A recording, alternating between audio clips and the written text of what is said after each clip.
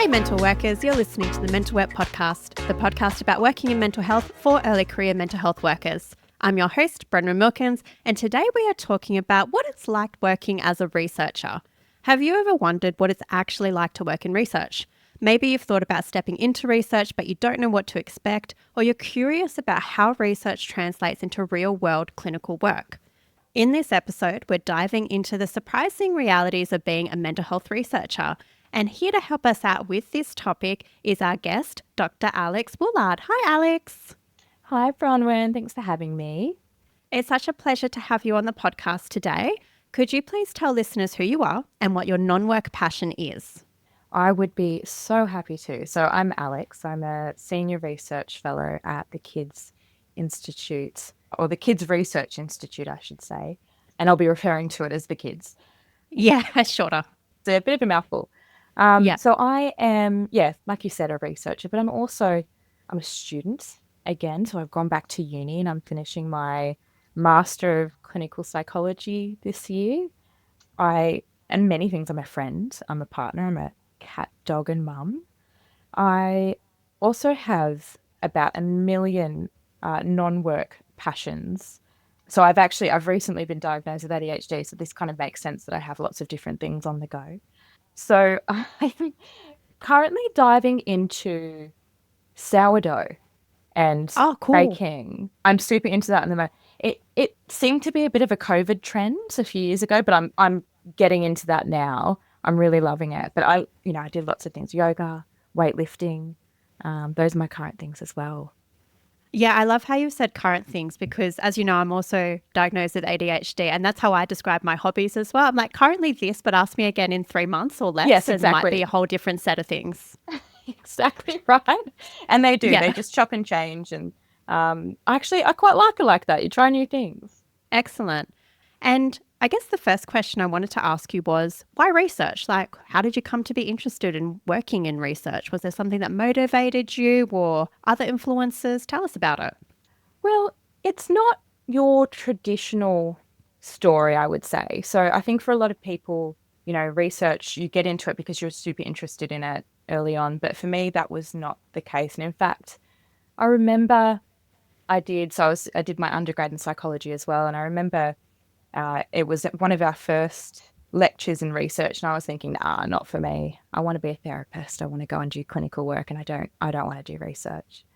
10 years later, that's exactly what I did, but I kind of fell into it. So I everyone who's done the undergrad and kind of the studies in psychology would understand that you do have to do a bit of research. And so I had my honours year, my honours thesis. And I got really lucky. I was asked to be on what we call a randomized control trial.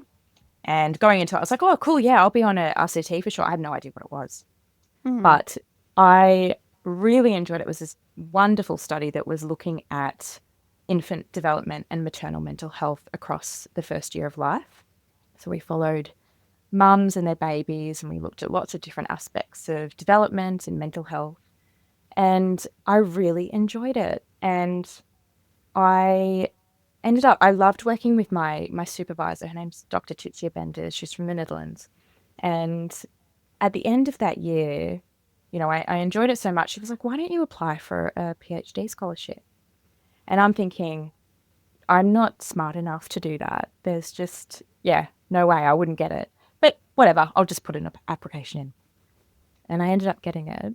And so I thought, okay, well, that's what I'm going to do now. I really enjoy it, so I'll just keep doing it. And that was kind of the start. That was the start of it. Wow. What did you enjoy about it the most? What grabbed you?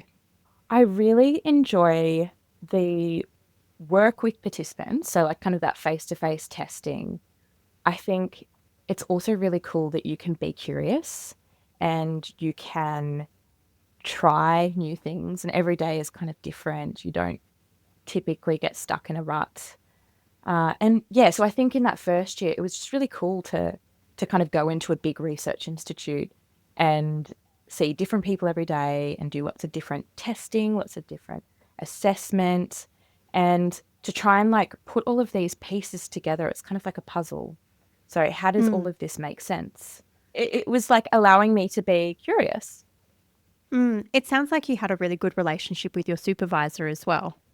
Yes, definitely. So I ended up I had her as one of my PhD supervisors, but I actually had 5 supervisors, Wow. believe it or Oh not. gosh, that's a lot. It's a lot. You don't typically have that many. So maybe like No. 2, maybe 3, but I had Yeah. 5. And I had some, like, I think anyone who's had multiple PhD supervisors knows that you have different relationships with them, and you're closer to some of them. And there were 3 in particular that I was really close with, and they were really supportive. And even now, people ask me for advice going into a PhD, and I think your relationship with your supervisor is the most important thing. Yeah, I agree. We've done an episode on tips for folk doing a PhD, and that was the exact advice we gave. We gave the Totally. advice about supervision is the most important thing and the relationships Totally. with your supervisors. Yeah, totally. I mean, you will always have challenges in a PhD. Yeah. It is a challenging experience, and it's a hard degree. And, you hope that you're passionate about your research project, but really what will get you through is supportive supervisors. Totally. And it's like they can make or break the project, really. And because you're just starting out in research, you don't really know what things are supposed to look like. Like, I know of PhD folk coming into it and they're like, oh, I'll do 8 studies for my PhD. And I'm like, probably not. Oh, and you do hear some horror stories. And I just think, it could be so different. Or you hear of people leaving the PhD early because they've had such a horrible experience. And I just think, your supervisor is there to support you and make sure this sort of stuff doesn't happen. Yeah.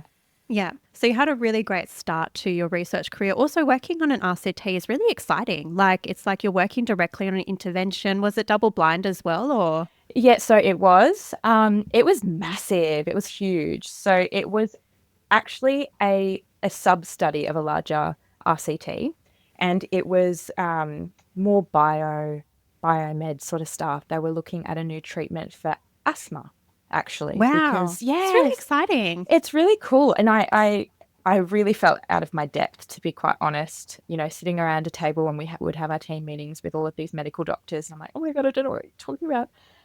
But, it's funny. They felt the same about all of the psychologists and all of the psych students. So, yeah, that's quite funny upon reflection. But yeah, the larger RCT was looking at this new treatment because asthma gets worse in pregnancy very often, and it can Interesting. impact baby. Yeah, so yeah, it was really cool to see the medical side of things, and they learnt a lot from us as well, looking at kind of the mental health and perinatal mental health outcomes as well. Yeah. So is perinatal mental health still a major focus for you, or have your research interests changed? Yeah, totally, they are. So I'm super duper interested in perinatal mental health, but it's evolved, right? So when I first started my PhD, I think this is actually a really important point. You don't have to be pigeonholed into your PhD topic, right? Good So point. you can kind of change. You do have that. I think people feel like they need to stay where they start, but that's just not the case at all. So I actually started mainly focusing on autism and autism research. So that was my sort of like piece to the puzzle in this RCT, because we actually found that there's certain inflammation markers that happen very early on when a mother has asthma, and it does increase the likelihood of autism for the baby. And so I was looking at kind of like early signs of autism for these babies, and it was really cool because I got to learn how to do all of these assessments for autism very early on, which now is very handy for me working clinically. And that happens quite often. You have these skills that you pick up in research that help with Mm. your clinical work. But yeah, so I started in autism, and I did my first postdoc in autism as well. And then, so that was all over East, and then, or in New South Wales, I should say. Yeah. We don't say over East. When you're actually over, yeah, Yeah, east. when Yeah, you're over yeah, there. yeah, So I, yeah. I say that to my family and friends now, and they're like, "What are you talking about? You're such a Western Australian now." Um, Yeah. but so I did my first postdoc, and then this job came up over here at the Kids, formerly known as Telephone Kids Institute, back when it was called that. in childhood trauma. And I thought, you know what, that actually sounds so interesting. And so I just Yeah. took a leap and just kind of changed tack. And I hadn't done it before. But I think I had other skills that I could bring to the table, and I just learned. About it. So, yeah. Could you just walk us through the emotions of that? Like, you moved interstate. I'm assuming you didn't have family here. Yeah, I kind of just took a bit of a leap of faith. I Yeah. didn't know anyone. It was a weird time as well. So this was right around COVID. Oh, yes, this is a weird time. It was a weird time. So when I was doing my first postdoc in Sydney, so I was at the University of Sydney, we were in lockdown, and we had been in lockdown for several months, and it was really quite difficult.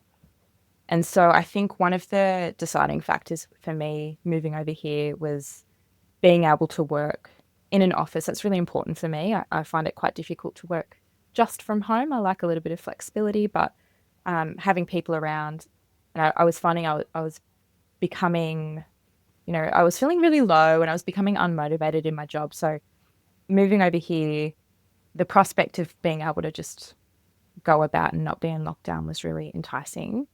But it was really scary. Like, I had no idea what to expect.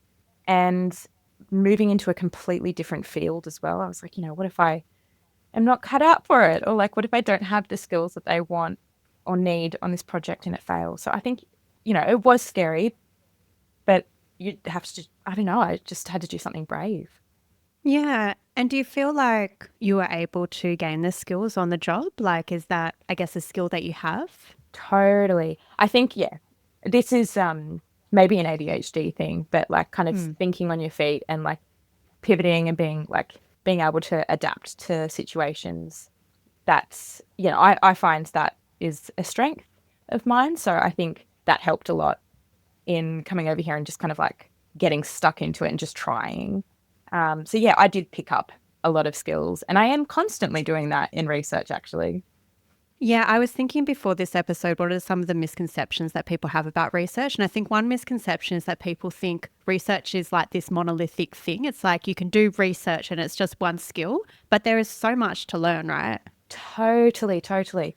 So I think when people think of research, like I certainly had this before, you think of someone in like a lab coat in, like playing with Bunsen burners and beakers and stuff. And certainly that is an aspect of research for some people in some disciplines, not really psychology so much. But yeah, it is so different for different people. Different research methods take you in different directions. And I think actually it is a job where there can be a lot of flexibility and a lot of new things, and it can be exciting and take you in different directions every day. What does a typical day look like for you in research? Like, what do you actually do? Oh, gosh. Well, there's a caveat to this, right? Okay. Because I've been doing this for a little while now. So it does look a little bit different to when I first started, when I first kind of was doing my PhD and when I was doing my first postdoc, certainly. I think early on, you work on one project, or, you work on an RCT, like a big trial or something. And it's usually all of your focus goes into that one thing, which is really cool. But as you kind of grow and you develop your career, you can branch out a little more, which I think is more exciting. Some people prefer the kind of single track, but I like to do lots of different things. So now, gosh, every day is different. So let's take this week, for example. Yeah. I have research assistants and I have students that I manage or I supervise. And so a lot of my time is catching up with them and just talking about where their projects are at and what they're doing. We can talk about any of the challenges that they have or any of like the wins that they have in the week. So for instance, we've got a new project starting it's an intervention for medical trauma. And so we're working with young kids with type 1 diabetes. Very often the chronic stress can compound and it can turn into traumatic stress. Not for everybody, but for some kids.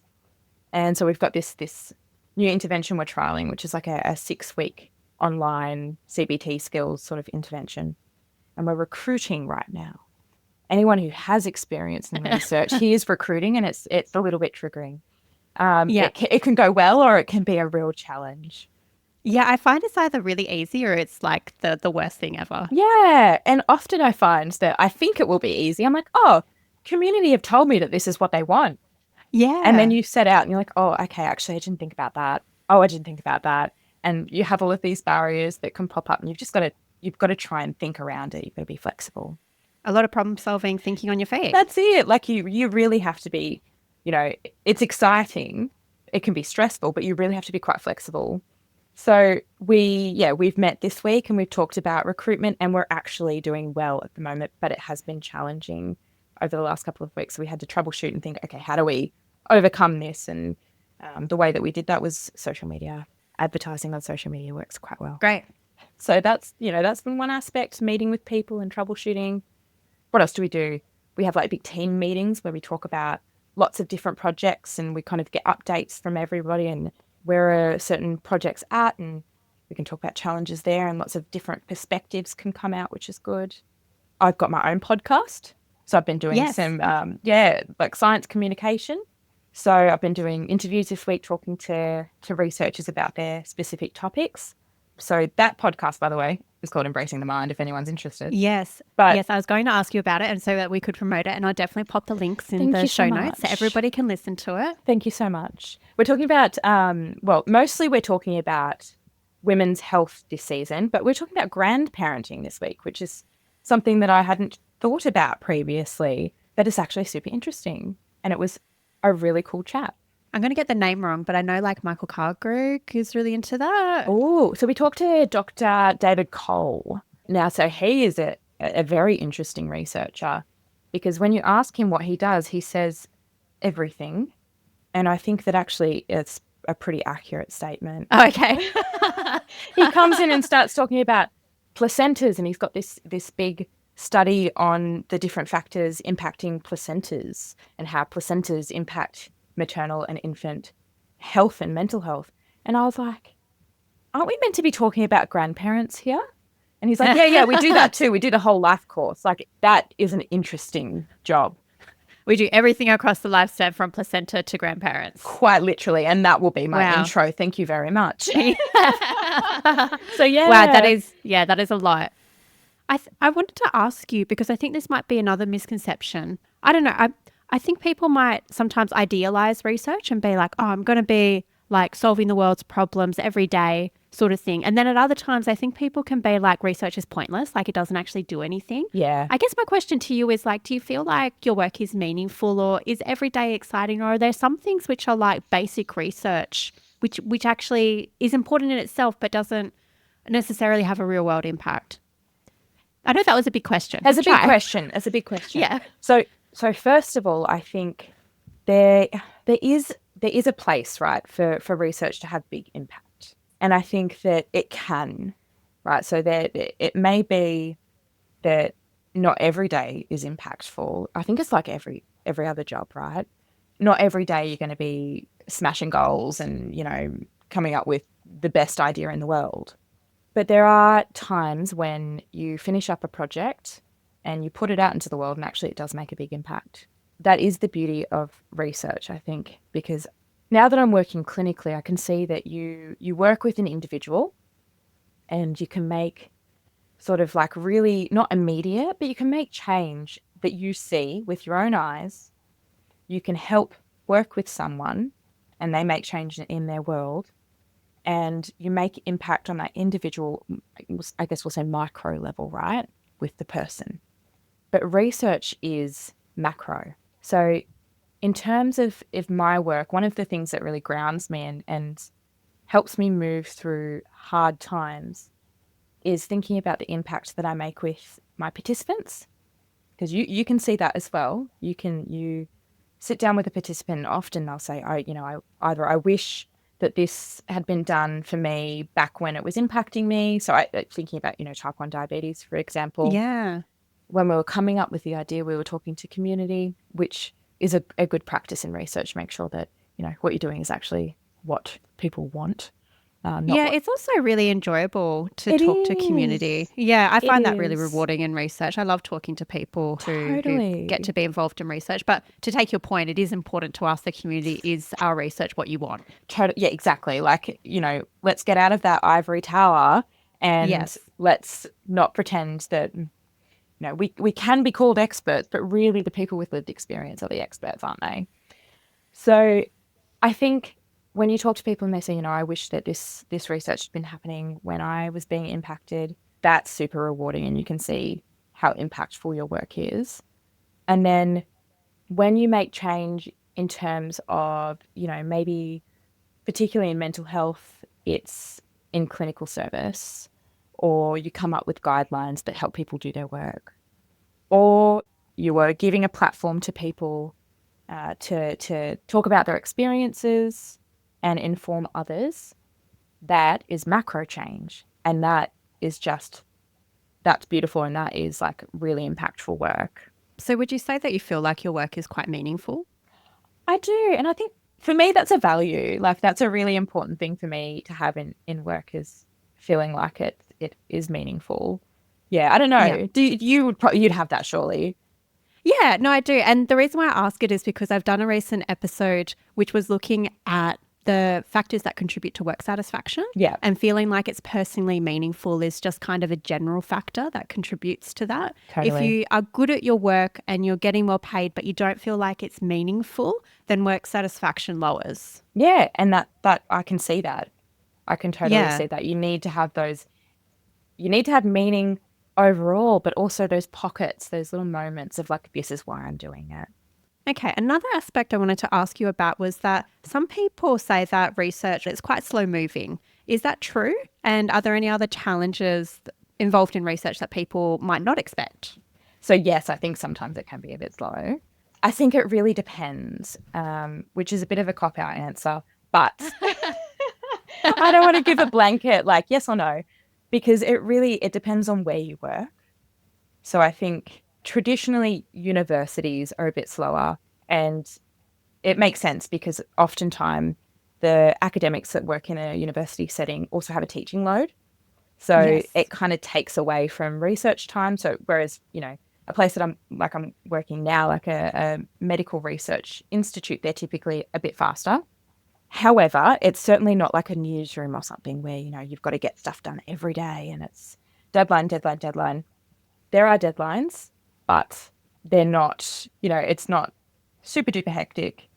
And while you certainly have busy days where you have to get lots of work done, you also have lulls and you wait around for things. So, another triggering word for researchers is ethics.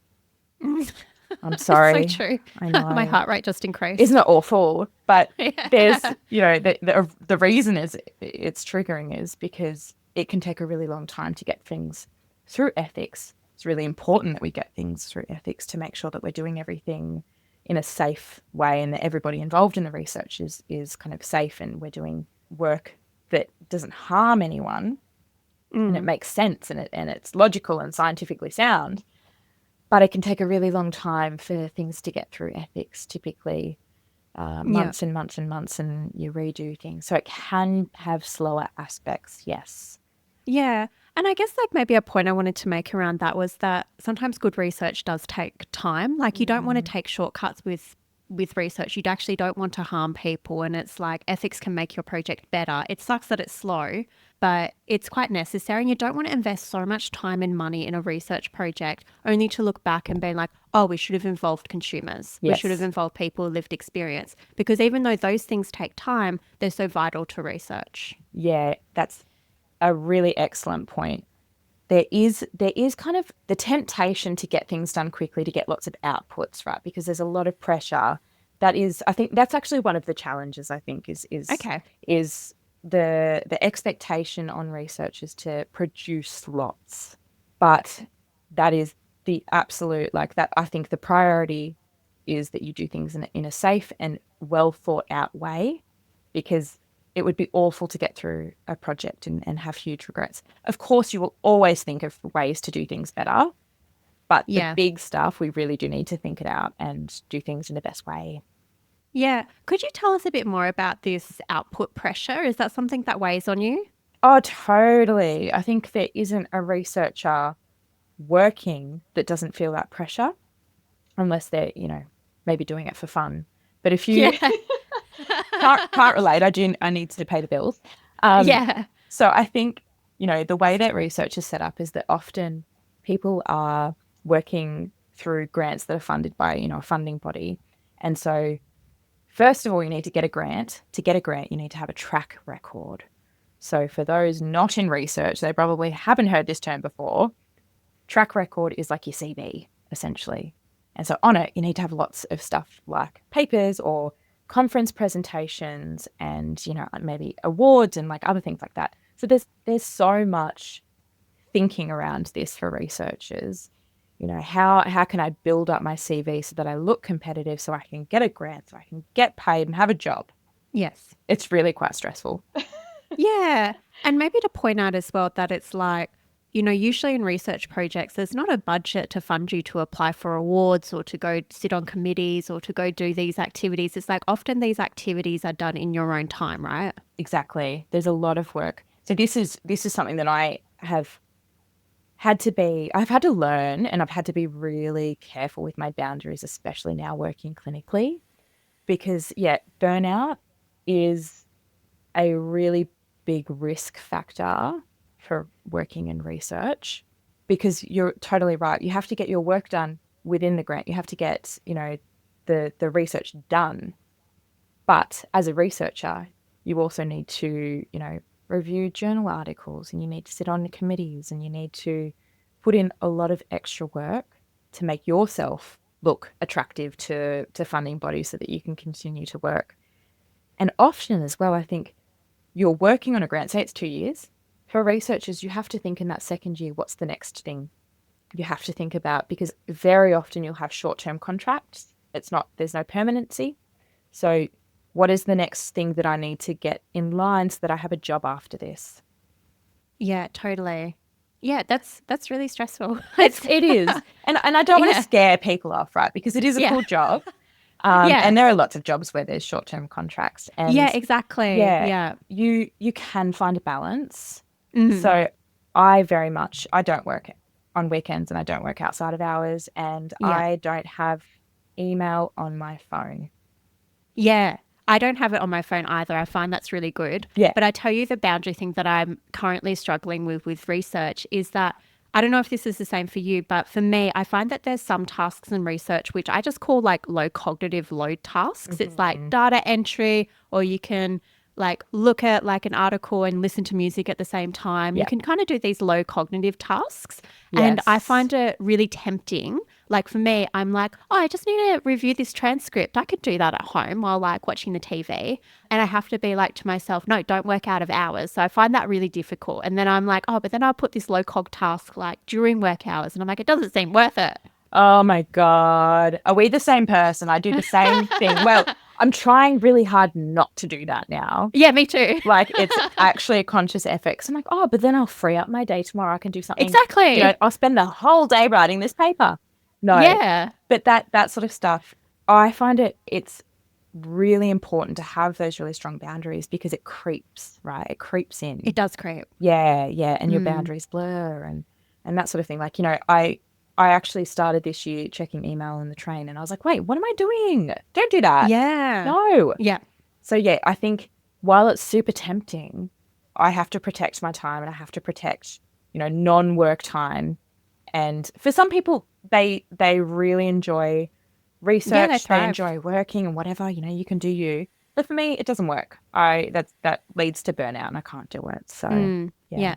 The way that I've tried to bargain with myself, and I wonder if you do the same thing, is like for you, it would be like, if I work on this, then I don't have time for sourdough. And exactly. Then for me, I'm like, if I work on this, then I don't have time for my other like 10 hobbies. Exactly. That's really helpful, actually. Or I won't have the energy to do it, and I can't. Exactly. And then the sourdough doesn't get made, and then we don't have sourdough. It'll die. My starter will die, and that's actually like a huge. No, I that's can't really do that. sad. I know, it's a living thing. You have to feed it every day. Wow, that really strikes home. Yeah. You don't want to kill the sourdough starter, so you No. can't look at that spreadsheet. Don't do it. don't do it. Mm-mm. Okay, good advice. Okay, so moving on, you're a provisional psychologist, and so you're doing your clinical studies after having started research, and then you went back to it. Could you tell us what prompted you to go into clinical studies? I'm really interested. Well, I think it was less of something prompting me and more of when is it going to be the right time? Because as I said, the first year of Yeah, you were psych, interested in it. I was like, I'm going to be a therapist. That never went away for me. Yeah. So I always was super interested in clinical work. And like I said, one of my favorite parts of research is working with participants. I like face-to-face. I like meeting new people. So I've always been very interested in human connection, working with others and helping. That's one of my values as well, is making a difference in that way. So, of course, that's always been a pull for me. And so I was kind of just trying to find the right time and then realize that actually the right time is non-existent, so I just have to do it. I'm sure everyone who's done the masters can empathize that actually there's no such thing as the right time. It's always going to be a little bit stressful. So yeah, I just had to do it. Yeah. And how have you found it? How have you found the course, I guess, coming to it from a research background, coming into it? How's it been for you? I tell you, one of the really good things about having done a PhD is that through that process and through working in research, I have actually let go of a bit of perfectionism. Oh, wow. Yeah. So I had to, I think. If I had kept going with the perfectionism, I think I would have burnt out very quickly. And anyone who has submitted a paper to a journal knows that the review process can really tear you down. Brutal, yes. It's really brutal. So we have like this in joke in research that reviewer two, they're just Reviewer two. it's awful, awful, awful. They can be really scathing, and you'll never write a paper that is the perfect thing for anybody, for everybody. I mean, not for anybody, but you're not going to please everyone with your research. So reviewer two be like, why didn't you write the paper that I wanted you to write? Exactly, and you can bet that you've cited them somewhere. Yeah, and like, well, we did it this way. Yes. So anyway, I digress. So I think having done the PhD gave me, I guess maybe thicker skin, which has really helped with the masters, because now, I have assignments. I'm like, it just has to be done. It doesn't have to be the best thing in the world. And, what I submit, as long as I pass and I get through, really the important thing for me is learning how to do therapy. Yeah. I think I've seen a lot of my fellow students who stress a lot. I mean, I stress, of course, but stressing a lot about the assignments and stuff. And so I think I have less of that stress because of my research work. Yeah. You've just unlocked a memory in me, because I was exactly the same. So I did my master's back in 2017, which is why the memory has been unlocked. But that was just as I was finishing up my PhD. Yes. And during my PhD, literally, I would submit a chapter to my supervisor, and he did the style of pen and paper feedback. So literally I'd give him a chapter and it would be red crosses everywhere. Why have you done this? Do this, do this. That was in 2017. Yeah, 2017. Yeah. And I actually took a photo of my stack of feedback at the end of my PhD, and it measured about 30 centimeters high with my feedback. But anyway, the point is that I was very used to quite direct and multiple feedback at once. And I would rewrite whole chapters, and it was excellent because I developed my skills. So it was excellent in terms of skill development. But you're right, it's like you do actually develop quite a thick skin, and that was the approach that I took during my master's as well. I was like, as long as I'm learning the skills, I don't care if I get a 70 because I've learned the skill here, and that's the main thing that I want here. Yeah, that's totally it. And it's super duper helpful, I think, in clinical work. Yeah. Yep. Yeah. Because I'm like, I could get if I spent 10 more hours on this, I could get a 95 and I could rejig my sentences and stuff. But I've learned the skills and I'm competent in this. Yeah, that is the important thing. This is a hurdle to get you to the next point. Yeah, totally. Exactly. So thanks for sharing that. Okay. And I wanted to know as well, has your background in research influenced the areas you're interested in clinically? Yes, definitely. I now, like I have to caveat, I'm still on prac, right? Like I'm still very early days. Yeah. But I definitely have noticed that I'm one of the people in our cohort that really leans into complexity.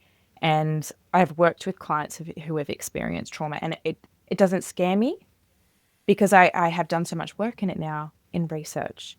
And I feel quite confident going in it and even like providing things like psychoeducation. Like I think that has been so helpful having that kind of knowledge base and then going into a session with a client and being like, oh, well, I think actually this might be happening because of this, this, this, this. And it makes total sense. And I think by having that knowledge, it's kind of steered me in directions. So yeah, I think so. I think so. But in saying that, I think the curiosity that has been fostered by research has influenced my clinical work more. I think it's, yeah, it is actually a really valuable skill. I think it goes both ways, but having the curiosity and the research mind and trying to figure out what is going on for this person sitting in front of me can be super helpful. Is there any other skills from research you feel like you're bringing in, or have you noticed differences between yourself and others who maybe don't have a large research background? Oh, I think that anyone who has more of a research background going into clinical work, you've got really good assessment skills. Yeah. You've got, especially if you've worked on projects where you do assessments, right? So like in my PhD, and also I did some research assistant work, we were doing lots of like IQ assessments and lots of, Oh, really? Wow. yeah, it was really cool. That's so cool. It was a really great opportunity and I was trained through it all, Yeah. which is really cool. But that has helped so much, right? Because Yeah, that would. in the Oh in my the gosh. training, right, you have Yeah. to do these IQ assessments. You have to do like a WACE, so the Wechsler Yep. battery, and so I had so much knowledge behind me, which was so good, and report writing. Yes. Oh my gosh, that was so helpful.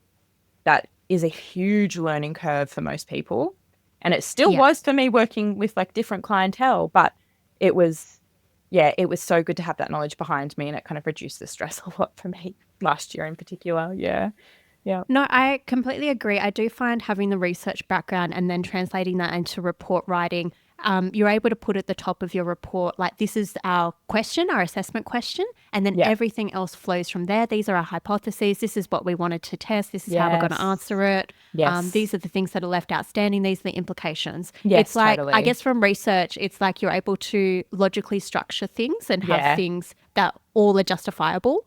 Yeah, that's a really good point, actually. I think having strong justification, that definitely comes from your research. Yeah. Or it's strengthened by research, right? Like you've got to understand and you've got to kind of back up what you're saying. And so Yeah. when you're writing reports, that's so helpful.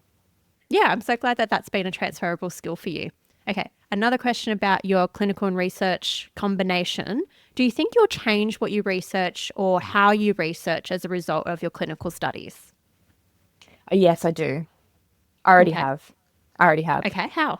So I think, I mean, going into the clinical masters, I already had this perception of how helpful it is to have even just anecdotal clinical work behind you, because I work with clinician researchers, so people that do both, and they are very good researchers, and they come up with these questions, and I'm like, I've never thought of that, but they sit with people and they hear their stories, and it kind of gets stored inside of your brain, and it helps you come up with these research questions.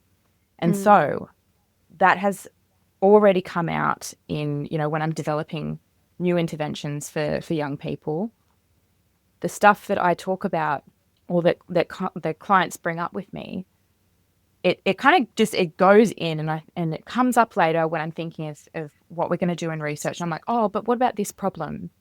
I know that this is a problem for some people. Let's go talk to community and see if I'm right here, if this is indeed an issue. Yes, it is. Okay, how are we going to tackle that? So it can really inform your knowledge base and help steer the research in directions that are more applicable for your participants, I think. Interesting. Anything else? Oh gosh, what else I guess Actually, one thing is that you are really good at keeping cool and troubleshooting and being flexible when when you're working as a clinician. What I've noticed is you have to do that. You kind of just have to do that. And so I think that can be translated back into research work. It's so true. Yeah. It's like you learn in so many situations. We're just thinking of like a basic situation in clinical work is sometimes helping people find your location of where you are. And I've had so many instances where I've literally walked out the building. I've been like, I'm here, I can see you. Come here, come closer. And then like people be like, I can't find a car park. And it's just like, just stuff like that. It's like you got to think on your feet really quickly in clinical work at times. Yeah, and you keep your cool. Yeah, and you keep it cool. Yeah, you have to. Yeah, you have to. You really do. You just have to be the emotionally regulated person. Totally. Yeah. Okay. So one of the reasons I wanted to do this episode was because I reckon that there are some listeners who are like, you know what, maybe I'd like to get into research. And so I'm wondering, what advice would you give to early career mental health professionals, people who want to dip their toes in the water of research? What would you say to them? I think that's a good way to put it. Dip your toes in if you're not sure, right? You don't have to jump in straight away and do a PhD. There are many, many opportunities to, you can, if you have the means, you could volunteer, but also maybe like a research assistant gig or something, or, helping a research team on a project we always need help with data collection. We always need help with things like recruitment and writing ethics. So there are things that you can do and you can see if you like it. I would also say give it time. And if you don't like the first sort of aspect of research or the first project that you work on, like we said at the start of this chat, it could be the people you work with, and maybe you gel with a different team. So I would say give it a try. If you don't like the first one, but you still think that it could be for you, try a different project, a different place, different topic. Just give it a go. And I think there's no such thing as like not being smart enough, right? I had this concept in my mind that I wasn't smart enough to do research. I don't think that's a thing. Good. I think you can bring value to research in many different ways. So you don't have to be like really good at stats or whatever, just give it a go. What characteristics do you think are valuable in research? I think flexibility, right? Yeah. We talked about that you have to be flexible. You've got to pivot. Research very rarely goes exactly how you want it to. So you've got to be able to just kind of, think on your feet and be flexible. You do have to be persistent as well, because sometimes it is a long haul. A PhD is like 3 or 4 years. So, and that's if you're doing it full time, even longer if you're doing it part time. So you have to be persistent and curious as well. One thing as well, I think that I found really helpful and has pushed me along in my career is being a people person and having a sense of like collaborativeness with others. I would not have gotten half of the stuff done that I have if I had not worked with people. Yep, so true. Yeah, I find that collaborativeness is so important. I remember learning a lesson like really early in my career about collaboration. I had a collaborator who kept on nitpicking my work. That's how it felt to me. And then I brought it to someone who was a senior researcher, and they're like, Bronwyn, at least they're talking to you. Like, you can work with this. It's better to have a collaborator who's willing to engage with you. And I was like, oh, thank you. That's a really good lesson to learn. It's good to collaborate with people. That's a really nice, like that is a reframe there, is that? It's really nice. Yeah, it's a reframe as anything. Yeah. That's really, I'm going to try and squirrel that away for future use. Yeah. But I do find that like being nice and being collaborative goes a long way in research. And it's like we really want to get everybody and trying not to be protective to the exclusion of collaboration. Yeah, totally. Okay. And what do you hope listeners will take away from our conversation today? Anything you want to leave them with? Ooh, I think if you're interested, be brave and take a step and try it out. Yeah. And I think as well, research and clinical work. So if you're listening to this podcast, you're obviously interested in clinical work as well. Yeah. They work really well together. They're not mutually exclusive, right? Like they complement each other and make you, I guess, like better in both. So it can be working in both areas can be a really meaningful an interesting and fun career. Yeah. That's awesome. Yeah. And I think we did a really good job today, or you did a really good job today of highlighting, look, there's some challenges, but the challenges are pretty much like every other workplace. Like you're going to have stressful situations. You're going to have things that are slow, that might not progress as fast. But research is incredibly meaningful and you can feel like you are doing such diverse work. No day is ever the same and it can be really enjoyable. Yes, totally. Yes. Well, I'm glad that message came across because that's exactly right. Yeah, good. Yeah, that's the sense that I got. Yeah, you were totally vibing that. Yeah, good. And so if listeners want to learn more about you, maybe our Embrace podcast or get in touch, Yes. what can they find? Where can they find it? So yes, the podcast is on Spotify and Apple and all of the places where you get podcasts. So Embracing the Mind. Yeah. But you can look me up on the Kids Research Institute Australia. So I'm on there. There's a bunch of other researchers, hundreds of researchers. There's so many. But if you look me up or my LinkedIn, I don't do the other socials, but LinkedIn you can find me. Yeah. Yep. I'll definitely pop those links in the show notes. And yeah, I would highly recommend listeners that you give Alix's podcast a go. I've looked at it myself and it's got lots of really interesting topics. And I know you've got some good conversations coming up as well. Like you said, the placenta to grandparent guy and other people. Wild, absolutely wild stuff. I never know what's going to happen, but usually it's good. Yeah, no, awesome. Well, Alix, thank you so much for coming on the podcast. It's been such a pleasure to have you and to speak with you. Thank you for having me. It's been so fun.